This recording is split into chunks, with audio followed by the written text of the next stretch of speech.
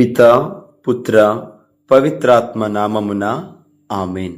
క్రీస్తునాథుని యందు ప్రియాతి ప్రియమైనటువంటి దేవుని ప్రజలారా, ఈరోజు మనం ఒక పవిత్రమైన ప్రయాణాన్ని ప్రారంభిస్తూ ఉన్నాం. మే నెల 1వ తారీఖు నుండి నెలాఖరు వరకు తల్లి పరిశుద్ధ మరియమ్మ గారికి అంకితమైన కృపామాసం.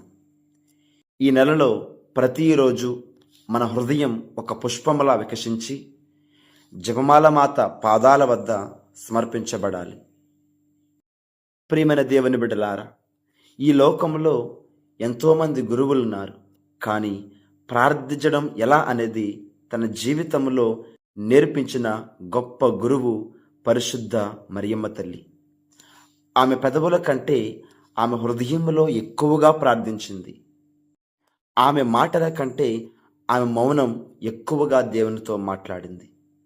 ప్రియమైన వారలారా, ఈరోజు మనం పరిశుద్ధ మరియమ్మ గారిని చూస్తూ ఒక గొప్ప సత్యాన్ని నేర్చుకుందాం.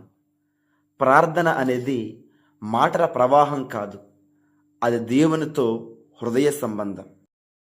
మూలవాక్యంగా లూకా శుభవార్త 2వ అధ్యాయము 19వ వాక్యం చదివితే, కాని మరియమ్మ అంతయు తన మనస్సున పదిలపరుచుకుని మననము చేయుచుండెను అని రాయబడి ఉంది.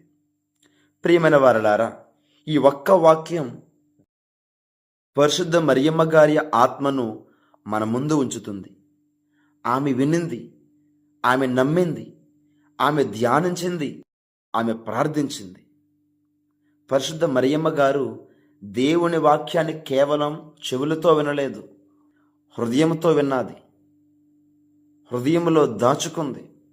అది ఆమె గొప్పతనం. అందుకే ఆమె దేవుని చిత్తానికి పాత్రురాలైంది.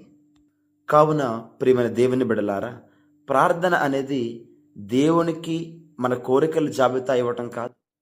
ప్రార్థన అనేది దేవుని చిత్తాన్ని తెలుసుకోవటం. పరిశుద్ధ మరియమ్మ గారు నేర్పేది ఇదే మనకి. దేవుని వాక్యాన్ని వినాలి, దానిని హృదయంలో నిలుపుకోవాలి, జీవితంలో ఆచరించాలి. జపమాల కూడా ఇదే మార్గం. ప్రతి పూస ఒక ప్రార్థన, ప్రతి ప్రార్థన ఒక ధ్యానం, ప్రతి ధ్యానం మనలను యేసు ప్రభు హృదయానికి దగ్గర చేస్తుంది. కనుక ప్రియమైన దేవుని బిడలారా, ఈ రోజు నుండి ప్రతిరోజు జపమాల ప్రార్థిద్దాం. తల్లి పరిశుద్ధ మరియమ్మ గారి చేతిని పట్టుకుని యేసు ప్రభు వైపు నడుద్దాం. మన ఇళ్లను ప్రార్థనాలయాలుగా మార్చుకుందాం, మన హృదయాలను దేవుని ఆలయాలుగా మార్చుకుందాం. కావున ప్రియమైన దేవుని బిడ్డలారా, ప్రార్థించే హృదయం ఎప్పుడూ ఓడిపోదు. పరిశుద్ధ మరియమ్మ గారిని ఆశ్రయించిన జీవితం ఎప్పుడూ మార్గం తప్పదు. జపమాల పట్టిన చెయ్య ఎన్నడూ ఖాళీగా తిరిగి రాదు. ఈ మే నెలలో మనం ఒక నిర్ణయం తీసుకుందాం. మరియమ్మ గారితో కలిసి ప్రార్థిద్దాం, మరియమ్మతో కలిసి నడుద్దాం, మరియమ్మ గారితో కలిసి యేసు ప్రభును చేరుకుందాం. ఆ జపమాల మాత మన కుటుంబాలను కాపాడునుగాక, మన హృదయాలను పవిత్రపరచునుగాక, మనలను తన కుమారుడైన యేసు ప్రభు దగ్గరకు నడిపించునుగాక. ఆమేన్.